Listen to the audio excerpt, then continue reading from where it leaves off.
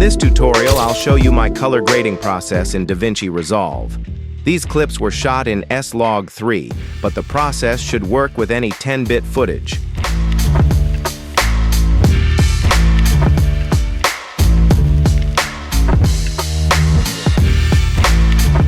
I'll leave some down below so you can follow along and practice. The first step is to open your clip in the color page. Open the gallery and right-click on it. Choose Import and select Vaultcar's Power Grade. You can also get that from the description for free. Drag the Power Grade to your Node section. Highlight all of the nodes and press Command+D to disable them. Start by enabling the first node, which is Color Space Transform. Open the Effects menu and fill in your camera settings. My input color space is set to Sony S-Gamut3.Cine and input gamma is set to Sony S-Log3. This node will transform my camera's color space into DaVinci's RE-Wide Gamut 3, which has an even broader dynamic range that allows for more drastic changes. Next, enable saturation. Open this panel and increase red, green, and blue output to 2. After that, enable LUT node. I use DaVinci's built-in film look Kodak 2383D65. Next up is exposure. Here, the goal is to bring up the shadows so you can see the whole range of colors and exposures. The Curves node is there to bring back some nice contrast. Open the Curves window and make a simple S-curve like I do. Small adjustments, but a big difference. After that, adjust the highlights.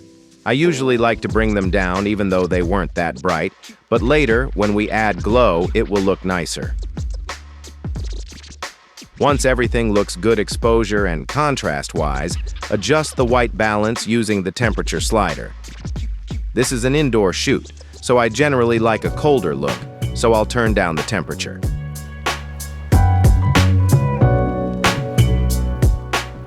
Nice. The next step is selective adjustments. Let's start from the bottom.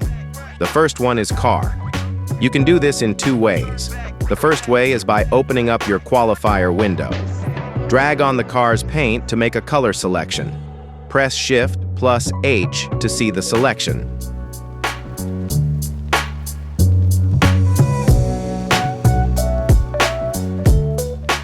Now, by adjusting hue, you can correct the color. The other way is to open the Curves window. Click where it opens Hue versus Hue. Make a selection on the car's paint. Drag the endpoints further apart and adjust the middle point until it looks the way it should. Moving up is the Grass node, which I use to correct the color of grass and other plants, but obviously in this case there's no need for it. The next one is Sky, which is used to correct the color of the sky. Once again, this is not needed in this clip. And the last selective adjustment is used if you have something else you want to correct. Moving forward, there's Mask 1, which is a simple gradient from the bottom. Open the masking window, select Gradient, and position it like I do. Bring down the offset to darken it.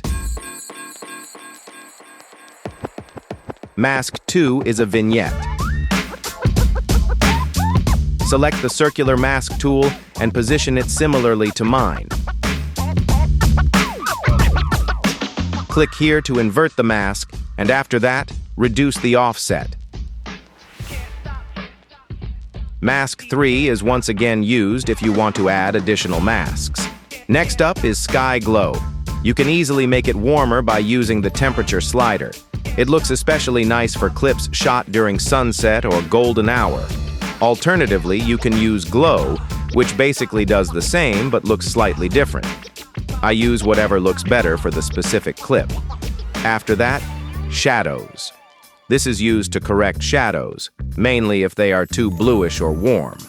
Open your qualifier tool, click on the 3D cube, and drag over a dark spot in the shadows. Press Shift+H to see the selection. You can add denoise and play around with these adjustments to finalize the mask. Once it's done, go over to saturation and reduce it to 20. This will make the shadows more black. Slight change there, but honestly, I might like it more with the blue shadows. Next up is Final Adjustments. In this node, I finalize the look I'm going for. Colors, contrast, everything.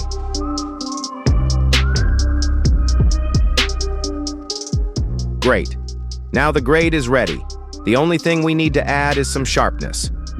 Go over to the blur window and reduce radius to 0.47. That's basically it.